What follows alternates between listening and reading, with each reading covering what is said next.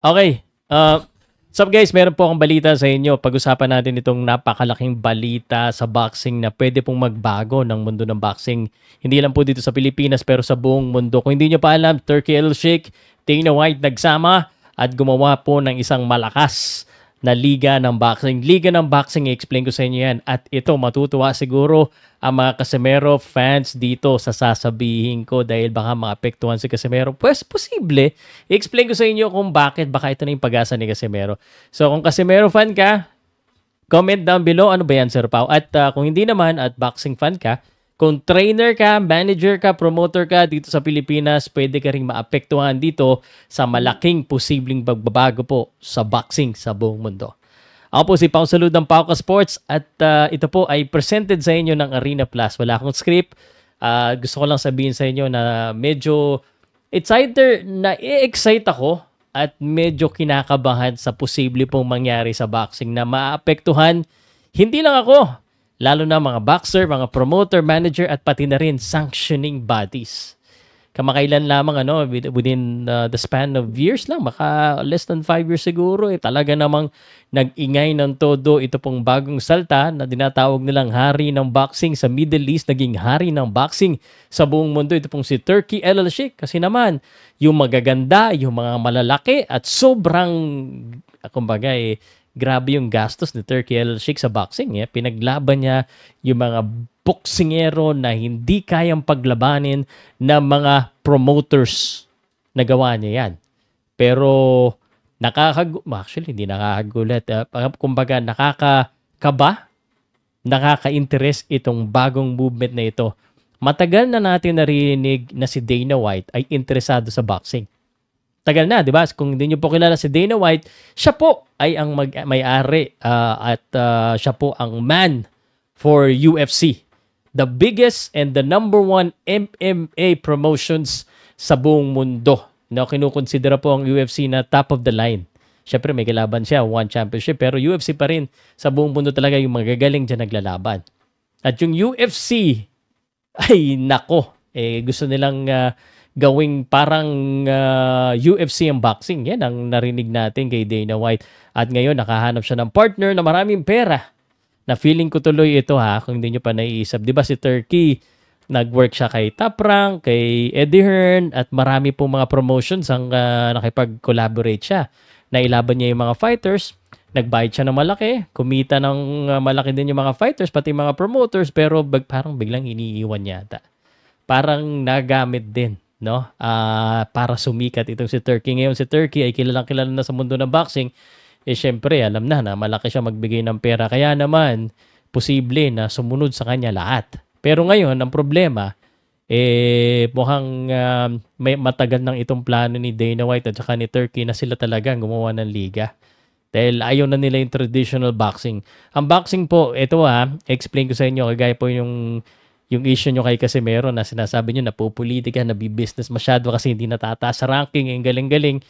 Ang gusto pong gawin ni Dana White ng UFC, by the way sa mga hindi po nakakalam, UFC and the WWE yung wrestling, sina Hulk Hogan, no? Sina The Rock, si John Cena, they're in the same umbrella, same company, TKO company.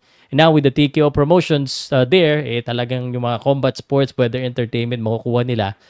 At secret pala, no? Ang secret talaga ginawa ng WWE, acquisition. 'Di ba? Yung mga kalaban nila, NWO, basta yung mga regional wrestling promotion, inacquire nila. Yung UFC, Strikeforce, Pride, inacquire nila. Sa boxing, parang ganyan din yata yung mangyayari. Siyempre, gagawa sa ng liga, they will build, pero siyempre, magsasign yan ng mga legitimate fighters. And the best way to do that is to acquire a promoter or a promotions. So, kaya bilang naisip ko, di ko alam, ang ESPN at saka Top Rank, hiwalay na.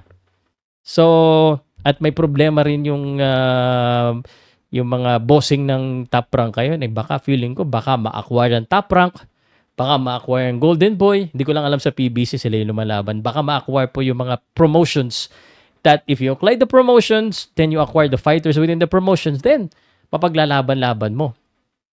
And ito pa, no, kung hindi mo nakita yung press conference, yung face-off ni Canelo Alvarez kay Skull, talagang nakita ko sa video sinabi ni Turkey, wag ilabas yung ibang belts. Yung Ring Magazine belt lang. Tama, may tumatawag sa akin. Yung Ring Magazine belt lang ang ilabas daw. Ibig sabihin, hindi na gagamitin yung ibang mga belts, which is malaking problema yan. Nung una, akala nyo, sinasabi ng mga tao, gusto ni Turkey ng isang belt lang. Ang naisip ng iba, bibili niya siguro yung WBA, bibili niya yung WBC, IBF, yung pala, hindi niya nagagamitin. Baka Ring Magazine belt lang yung gamitin niya. Baka Ring Magazine belt lang moving forward. That's kinda now where we're at. Kaya pala ganun ang nangyayari.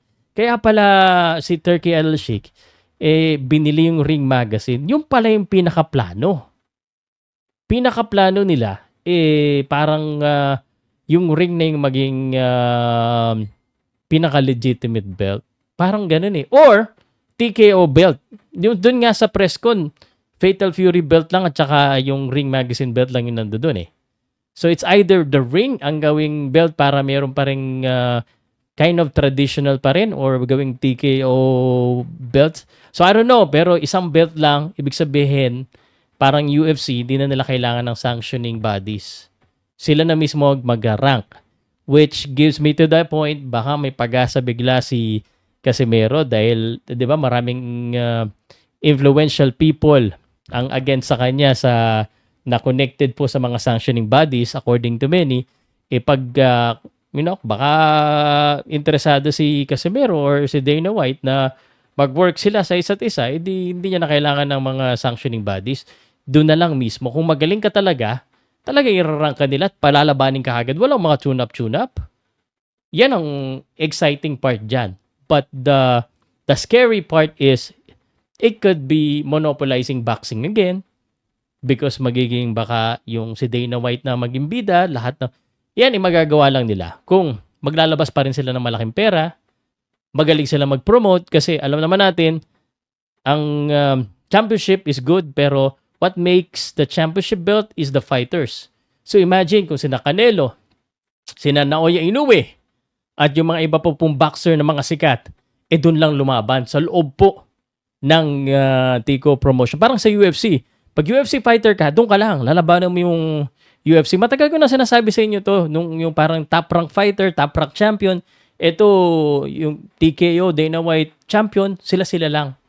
Kapag you have to be under contract, and they will only sign the best of the best. So, pag ganyan na nangyari, posibleng dahan-dahan maging obsolete ang sanctioning bodies. Again, depende pa rin. Yung mga promotions naman, they will still be there. And I think lang, medyo siguro baka bumaba lang yung value. Kasi alam naman natin, ang dami pa rin championship belt ngayon. Pero ang totoo, ito, real talk lang may mga champion na nabibili mo yung belt, which is the truth. Kumbaga, lalabang ka ganito, kung sino lang yung kalaban mo, alam naman natin hindi mananalo sa iyan, masaya-masaya tayo nakuha natin yung belt, but that's given, that's bought. Pag ganito na, yun ang gagawin nila. Parang kung sino talaga malupit. And I think it's exciting and it's challenging, pero dapat open ang boxing industry dito. So, I think it would only improve boxing kung magawa man nila ito. Syempre, magle-level up din yung ibang promotion. Gagawa rin sila ng mas maganda. Pero ako nakikita ko, acquisitions, maraming acquisition na mangyayari. Syempre, hanggang sa mabili ng TKO na Dana White at Turkey yung mga ibang promotions na pwedeng kumalaban sa kanila. So sila yung magiging the best promotions. And again, they might not need the sanctioning bodies. That's the scary part. I don't know how that would work. So, siguro kontratahin din nila yung BoxRec, yung mga recording bodies. It will be very interesting. Do you think, good ba to sa boxing? Let me know nga sa comment section, guys.